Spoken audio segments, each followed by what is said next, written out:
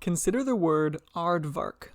Determine all the permutations of the letters in which the three A's are together.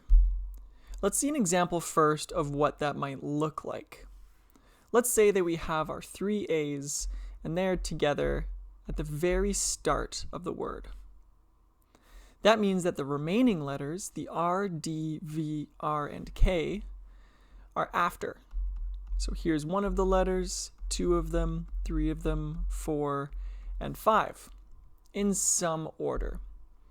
Now, we could have another scenario where instead of the three A's being together at the very start of the word, they could be after one letter. So we have one of the other letters, a star in this case, and then our three A's bunched together. After that, the remaining 4 letters would follow.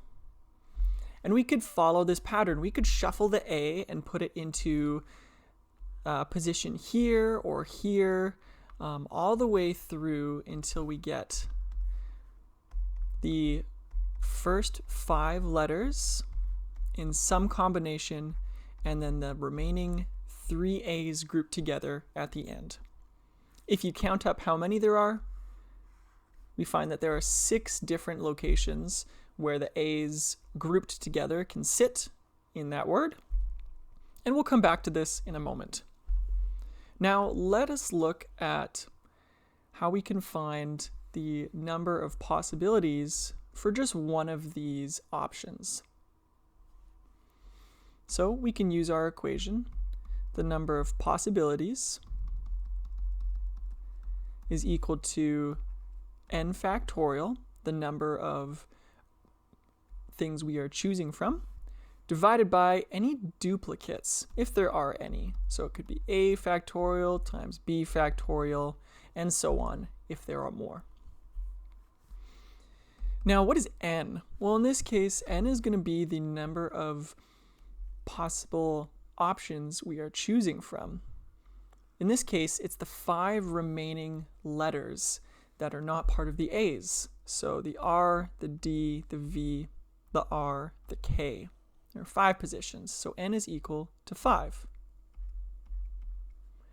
And we divide this by any duplicates in the word.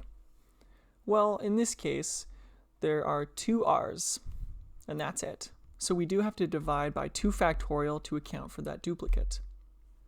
If we go ahead and multiply this through, we end up with 5 times 4, which is 20, times 3, which is 60. And then the 2 factorials cancel out, because we could rewrite this like that. And then our 2 factorial would cancel. So we would end up with 60 different possibilities, at least for this first option here, for how we could arrange the letters in that word, keeping our A's grouped together. Now the thing is, there are 6 different places where we could put those 3 A's.